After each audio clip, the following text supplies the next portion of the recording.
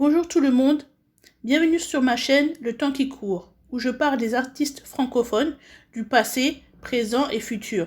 Donc si tu aimes la langue française, la francophonie, merci et installe-toi, reste connecté, abonne-toi et partage à tout le monde autour de toi. Bonjour, bonsoir. Aujourd'hui, nous allons évoquer les politiciens francophones qui nous ont quittés en 2021. C'est la partie 1. Commençons avec Paul Quillès. C'était un homme politique français. Diplômé de Polytechnique, il est devenu ingénieur dans le secteur de l'énergie jusqu'en 1978.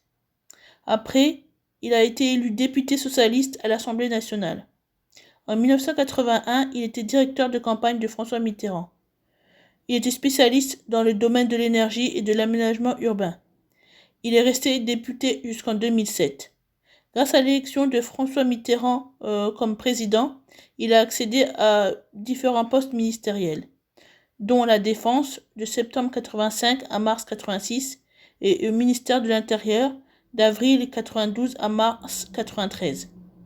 Il a écrit 4 livres, dont Arrêter la bombe en 2013 et La face cachée de la bombe atomique en 2018. Il meurt le 24 septembre 2021 à Paris. Continuons avec Olivier Dassault. C'était un homme politique français, mais aussi photographe et homme d'affaires. Il était le petit-fils de Marcel Dassault, fondateur de Dassault, qui est une entreprise spécialisée dans l'aéronautique. Il a été d'abord photographe. Il a photographié les célébrités comme Isabelle Adjani, Isabelle Huppert, et après il s'est tourné vers l'abstraction en donnant la priorité aux couleurs et aux formes. Il a publié 13 ouvrages de photographie comme Entre terre et ciel en 1989 et Ciel, cercle d'art en 2005. Ingénieur de l'école de l'air, il était aussi commandant de réserve dans l'armée de l'air. En 1986, il est devenu directeur de la stratégie des avions civils de l'entreprise Dassault Aviation. Mais il est élu député en 1988, donc il quitta le groupe familial. Il restera député jusqu'en 2021. Il se lança aussi dans la politique locale. Il a siégé au sein de la commission des finances. Il a été nommé chevalier de l'Ordre national de la Légion d'honneur en 1997. Il était l'une des premières fortunes françaises. Il a laissé 3 enfants. Il meurt le 7 mars 2021 d'un accident d'avion. Poursuivons avec Francis Hamel. C'était un homme politique français. Venant du monde agricole, il a rejoint le Parti socialiste en 1975. Il s'est présenté pour des élections en 1979, mais a échoué. Il était élu conseiller municipal en 1995 et jusqu'en 2014 et est devenu député en juin 1997 jusqu'en juin 2002. Mais il n'a pas été réélu. Il meurt le 6 janvier 2021 à Abbeville, qui est une commune située en région Hauts-de-France. Ensuite, nous avons Joël Guy Batteux. C'était un homme politique français du Parti socialiste. Ingénieur chimiste de formation, il a été élu maire de Saint-Nazaire, une ville qui se situe en Loire-Atlantique, en 1983, et constamment réélu jusqu'en 2008. Mais lors des législatives de 1997, il se présente avec le groupe Mouvement des citoyens, mais il a échoué. Il est revenu avec les socialistes en 2002. Il était aussi membre de l'Ordre de l'Empire britannique en 2008 pour service aux relations franco-britanniques. Il meurt le 10 janvier 2021 à Saint-Nazaire, qui est une commune de l'ouest de la France. Après, il y a Éric Babin. C'était un homme politique néo-calédonien. Dès 1981, il est installé en province nord comme éleveur.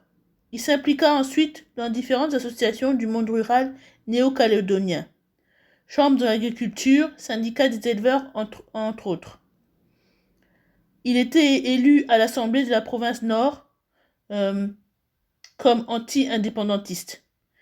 Il était aussi responsable des secteurs de l'agriculture et de la pêche et du développement durable, considéré comme le spécialiste du monde rural et de la brousse. Il meurt le 11 janvier 2021 d'un accident de moto.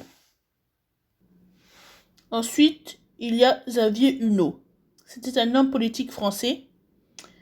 Huissier de justice de formation, il a été maire de Châteaubriand de 1959 à 1989, mais aussi député de la 5e circonscription de la Loire-Atlantique, qui est un département français. Il meurt le 16 janvier 2021. Ensuite, il y a Jean-Pierre Michel. C'est un homme politique français, mais aussi magistrat. Diplômé en droit public, il a été magistrat de 1968 à 1972. Ensuite, il s'est lancé dans la politique. Il a été député de la Haute-Saône, département de Bourgogne-Franche-Comté. Il a créé plusieurs amendements, dont celui pour pénaliser les discriminations contre les homosexuels en 1985 et un autre permettant l'amnistie des hommes politiques inculpés dans des abus de biens sociaux. En 2004, il a rejoint le Parti socialiste et a été élu sénateur. Il va garder cette place jusqu'en 2014. Il meurt le 24 janvier 2021. Continuons avec Othman Keshrid. C'était un homme politique tunisien. Diplômé de l'École normale supérieure de Tunisie, il est devenu instituteur. Mais il a continué en étant professeur de mathématiques. Il passa plusieurs concours et en 1953, il est devenu administrateur du gouvernement tunisien. Tour à tour, il monta les échelons. En avril 1956, il est nommé chef de cabinet du ministre des Finances. En avril 1962, il fonda l'Office du commerce de Tunisie, dont il est devenu le PDG. En octobre 1967, il a été directeur du commerce.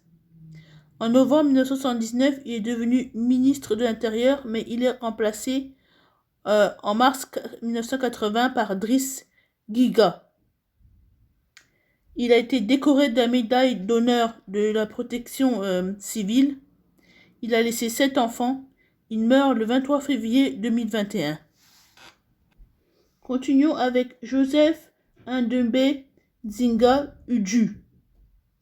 C'était un homme politique de la RDC, République démocratique du Congo. Il a été aussi président de l'Union chrétienne pour le renouveau et la justice, UCRJ. Il a fait des études et en 1966 est devenu ministre de la Justice, puis ministre de l'Intérieur en 1969. Après, il a été commissaire d'État du Zaïre du 23 avril au 5 novembre 1982, qui est l'équivalent du Premier ministre. De 1995 à 1997, il est redevenu ministre de la Justice, mais il a connu l'exil en Afrique du Sud. Après le pardon de Kabila, qui est le nouveau président de la RDC, il est revenu au Congo. Il est élu député national en 2006. Dans l'Assemblée nationale, il a exercé les fonctions de rapporteur de la commission politico-judiciaire. Il meurt le 24 février 2021. Finissons avec Ahmed Bakayoko. C'était un homme politique ivoirien. Il commença par le journalisme, mais se rapprocha du PDCI, Parti démocratique de la Côte d'Ivoire, Rassemblement démocratique africain. Donc il devint le responsable de la jeunesse étudiantine et scolaire à partir de 1990. Il faisait partie de la génération des jeunes Ivoiriens qui voyaient l'émergence du multipartisme à partir de 1990. Il se fait aussi remarquer lors de la campagne présidentielle de 1990. Il fonda alors le parti jeune étudiantiste et scolaire du PDCI, JES-PDCI, et le quotidien Le Patriote, dont il a été le directeur de publication jusqu'en 1993. Son journal, qui est devenu plus tard l'organe de presse du RDR, Rassemblement des Républicains. Il a mêlé les activités professionnelles et associatives en devenant en 2001 le président du Conseil national des patrons de la presse de Côte d'Ivoire.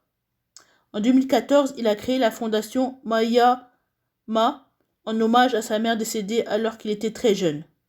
Cette fondation œuvre pour la scolarisation et l'insertion de la femme dans la société ivoirienne en travaillant pour leur autonomie intellectuelle et financière.